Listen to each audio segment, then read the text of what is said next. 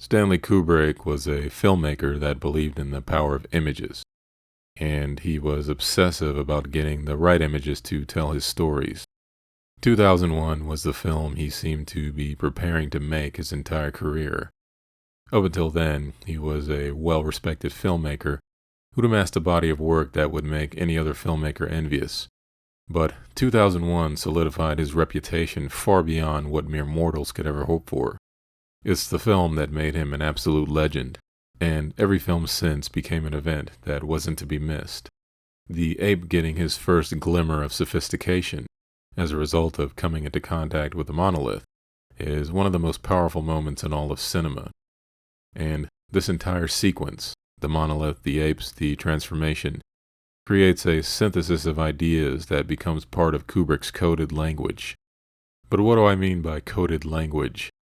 Well, Kubrick, funny enough, was fascinated by television commercials, or rather, their ability to sell whole, complete ideas in such a short amount of time.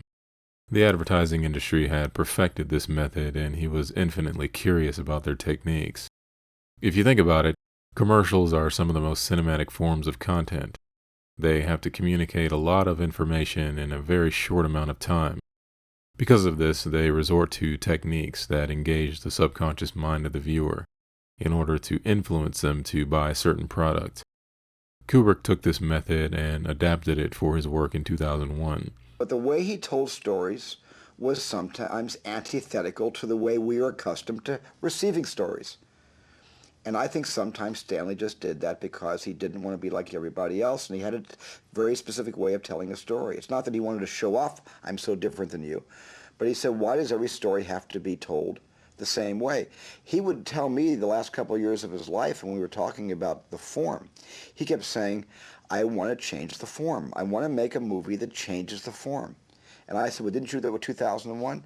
He said, just a little bit, but not enough. Kubrick's obsession with changing the form of cinema drove him to use unorthodox methods in creating his sci-fi masterpiece.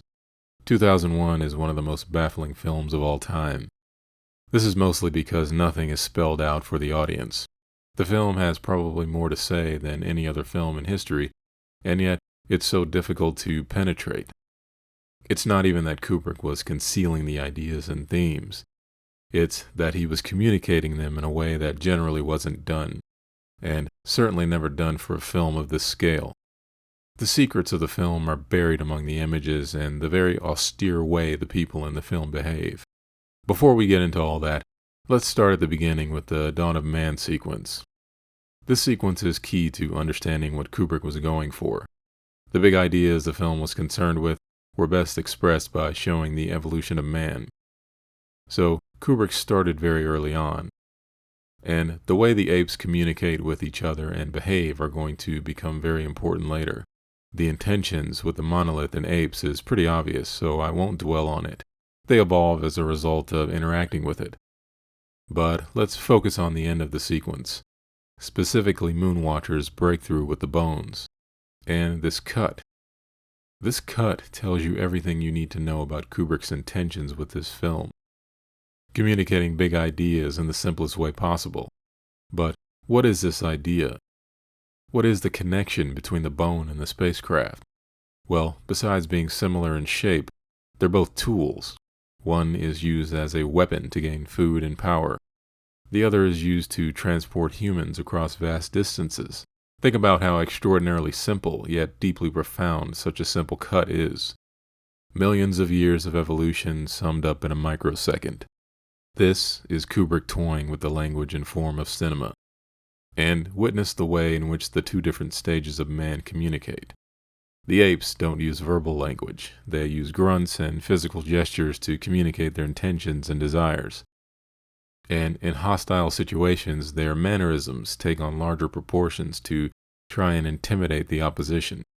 The humans of the future communicate in a kind of sterile, passive-aggressive manner. In both these scenes, there are two opposing sides, one wanting what the other one has. In the case of the apes, it is the watering hole.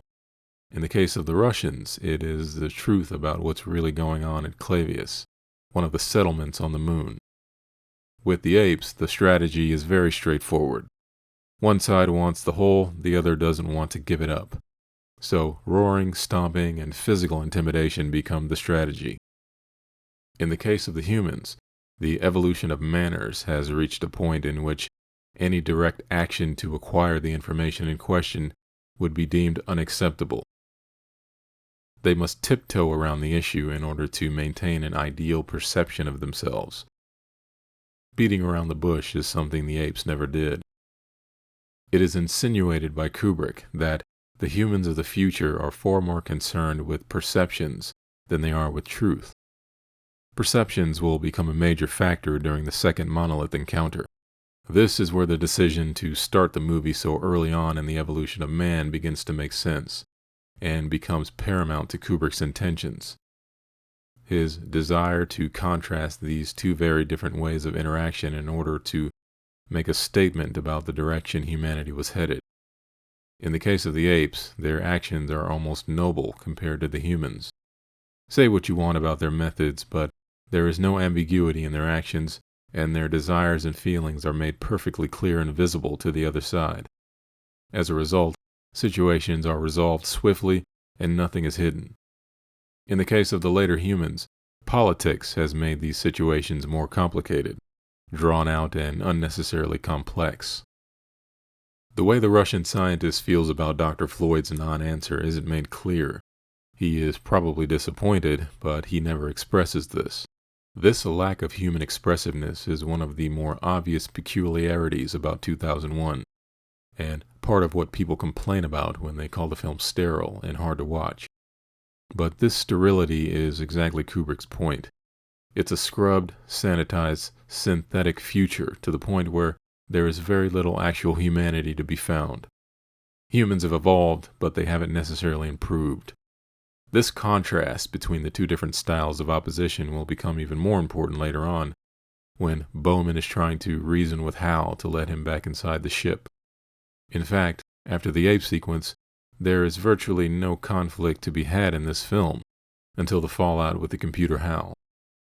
Everyone seems cooperative and in agreement, even though there are some very questionable things occurring. In this sense, humans are cooperative, but have become inauthentic, and as a result, less than human. And ironically, it will take a non-human computer to bring some humanity back into the picture. One of the other distinct aspects of 2001 are the long, methodical travel sequences. These sequences take up large chunks of the movie. So why did Kubrick choose this method to communicate his idea of space travel? In other sci-fi movies of the era, space travel was a pretty straightforward affair. Let's get from point A to point B as quickly as possible seemed to be the general idea. The space travel sequences in 2001 are so painstakingly procedural and so stunningly realistic that they become hypnotic. This goes a long way in transporting the audience into the reality Kubrick wants them in. This strategy is another method in which Kubrick is trying to reinterpret the language of cinema, using the power of images to manipulate the viewer. What happens when the humans find such an amazing artifact? Their first instinct is to brag about it by taking a group photo with it. They are quickly punished with a high-pitched noise which penetrates their space helmets. Why is the monolith doing this? How does it tie into Kubrick's desire to codify the language of the film? Well, if you remember, the apes evolved after interacting with the first monolith, but the humans on the moon don't. The question then becomes, what is the difference between the apes and the humans in this case? As I said before, the apes were more authentic in their communications and desires, and as a result of this, they seem to have a reverential respect for the monolith. But as soon as the humans put their own personal gain before the monolith's power, they're punished for it and not allowed to evolve. In taking photos, they were more concerned with the perception of their discovery rather than the discovery itself. These kinds of ideas would normally be a long, drawn-out, complicated affair, but in trying to change the form of cinema, Kubrick expresses such a profound statement by portraying some simple behavioral traits. So, what else is Kubrick saying about the monolith's intentions and by extension evolution itself? The key lies in not only this contrast but in Bowman's transformative journey later in the film. H.A.L, the computer, is an extension of the film's themes of this new sterilized culture, with its precision but cold, calculated, and deceptive methods. Artificial intelligence has become the new hot-button topic among intellectual circles, especially the worries and anxieties about the implications of true AI and its possible intentions toward humanity. Will it be cooperative and useful, or will it become vengeful and dangerous? H.A.L.'s rampage later in the film seems to support the latter theory, but this decision to portray H.A.L. in this manner is extremely important with regards to Kubrick's intentions. During the Jupiter mission, there is a forlorn melancholy to these sequences. During these sequences, human interaction and interactions with H.A.L. is about as rote and perfunctory as one could possibly imagine. You would think a mission to Jupiter, one of the great bodies of the solar system, would elicit more excitement, but Kubrick treats these sequences with the same kind of going through the motions sterility of the earlier sequences. All this greatly suggests the act of existence has devolved into procedure, repetition. Man is exploring the cosmos with about as much enthusiasm as a trip to the dry cleaners. This procedural aspect is also supported by the circular mechanism at the heart of the Discovery 1 ship, in which Poole and Bowman can move as much as they want, but will always end up in the same spot. This is where the film gets interesting.